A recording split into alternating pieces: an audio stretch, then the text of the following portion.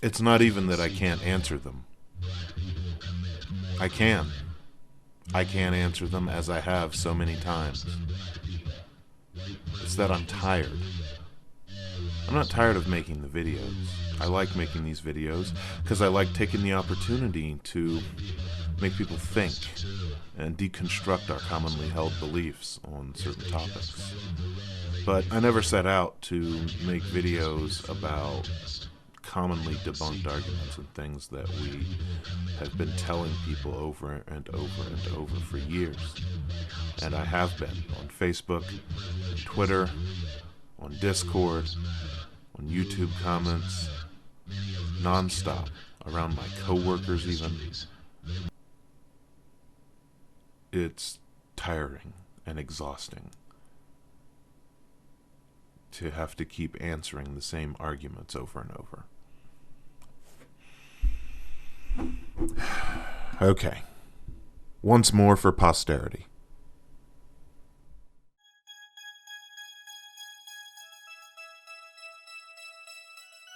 Black people commit more crime.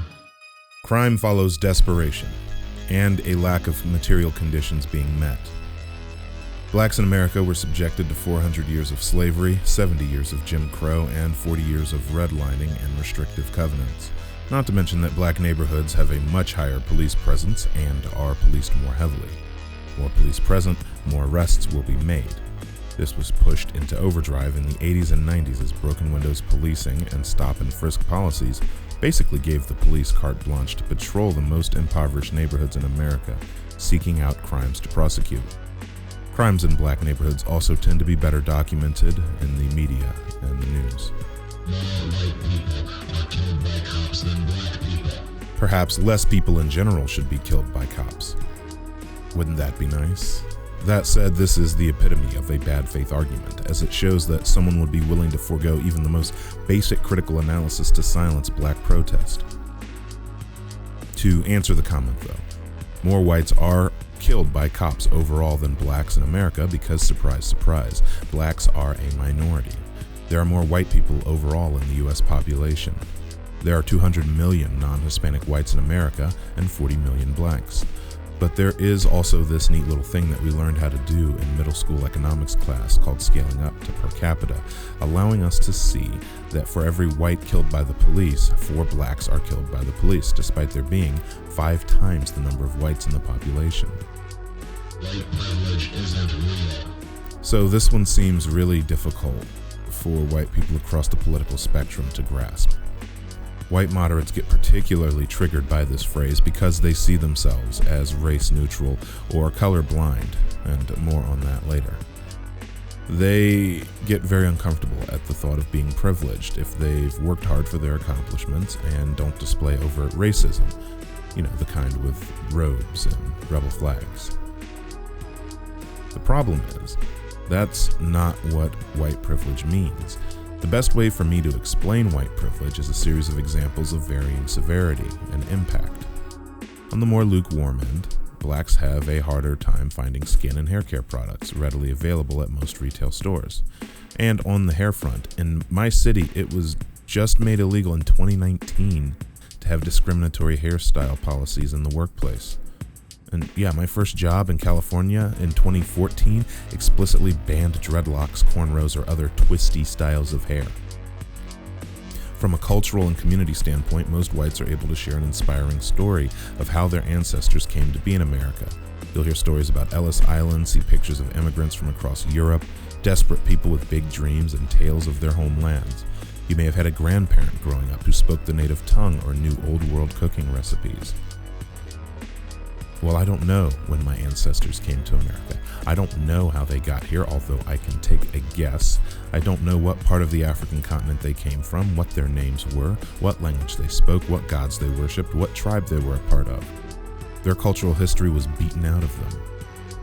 Ever since, blacks in America have had to pick up whatever fragments they could scrape together of their heritage and rebuild their culture anew, just to be mocked, copied, and ultimately plundered. Think about this at the next St. Patrick's Day, Oktoberfest, or Cinco de Mayo, or heck, Independence Day. White privilege doesn't mean you aren't suffering. It means that your skin color isn't adding to your suffering. Oh, and I've left out the biggest and most pervasive bit of white privilege. Whites in America have had a 300-year head start on owning property, voting, and influential roles in the workplace and government. One of the biggest predictors of future wealth and success is property ownership, and this was an American dream deferred for blacks. All lives matter. Yeah, they should, but historically they haven't. Blacks have suffered a disproportionate amount of violence and brutality at the hands of the state. This is why we say Black Lives Matter. It is a reminder, not an exclusion. The phrase All Lives Matter, along with Blue Lives Matter, which I will get to, I promise, literally came about as a response to blacks demanding justice for police brutality. Blue lives matter. There are no blue lives. Seriously, blue lives aren't a thing. There are blue jobs. Lose the uniform and you are a blue life no longer. There, see, I saved you the trouble. The occupational hazards of potentially getting shot, killed, or hurt while working as a cop is just that, part of the job, a job you willingly took. You can take off the badge. I can't take off my skin. Many of those killed had prior criminal histories. They were no angels. Yes, and I've been reading into a number of these police-involved shootings, and I see two patterns. First, none of their priors carry the death penalty. Trust me, I looked into the penal code, and you can check for yourself as well. Secondly, they all have prior convictions, not just charges, meaning that they were arrested, tried, and convicted for their prior crimes. In other words, our pathetic excuse for due process took place. Do you think that the cops are correcting some egregious injustice by killing this person? Also, there are plenty of cops actively working who have had DUIs and domestic violence convictions on their records. Should this same warped sense of justice be applied to them? What about black on black crime? Black people aren't killing each other because they're black, just like whites aren't killing each other because they're white. Black on black crime is about on par with white on white crime. If you're going to be killed, it's going to be by somebody who looks like you, statistically speaking. Hey, why do you only bring this up when people are complaining about police brutality? Are you implying that there must be a zero violence within a community before someone has the right to decry violence at the hands of the state? White people have been oppressed too. Yeah, by other whites. It's almost as if the concept of whiteness is rather inconsistent and has been used as a tool of oppression for centuries against a variety of groups. But while white people have been oppressed, we currently stand on the corpses of natives, and our president lives in a house built by black slaves. Let that sink in. Yeah, I know. But if a bad cop exists and the good one does nothing, then they aren't really good, are they? Hey, I don't want to punish good cops. I just want a system that allows us to remove the bad ones immediately. If only there was a way to know which ones were bad. If they just followed the law, they'd be fine. Breonna Taylor was shot in her bed while sleeping. Elijah McClain was stopped for walking to the store to get an iced tea before 3 cops held him down, cut off blood flow to his brain, and then EMTs literally drugged him to death. Tamir Rice was a 12-year-old playing with a toy gun, and a cop shot him 4 seconds after getting out of the car. But none of this actually matters because I thought that we were supposed to have a system of due process. Are cops following the law when they act as judge, jury, and executioner on the side of the street? This is a particularly insidious phrase because given the history of black protests, even the peaceful ones often end with violence being enacted upon the demonstrators by the state. Someone may share this picture of MLK walking, locked arms and singing in a march, but leave out the part where that march ended with him getting arrested and the demonstrators getting gassed, beaten, and fire-hosed. Blacks who staged sit-ins and segregated diners had drinks poured on their head and were spat upon. The Little Rock Nine, teenagers who were just trying to get an education, I remind you, had to be escorted into school by the National Guard. Also, most of the times the protesters aren't the ones who escalate things, as seen right here in my hometown of Cincinnati. Seriously? Be better. Really?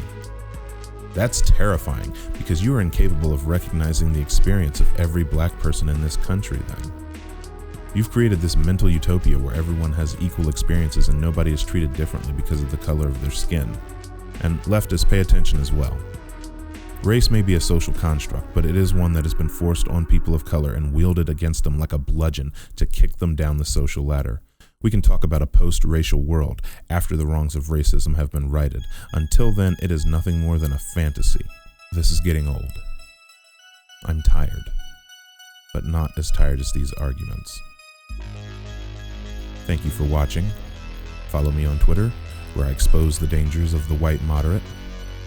I also have a Twitch, where I stream video games and give lectures. And, if you are so inclined, I have a Patreon. Thanks again.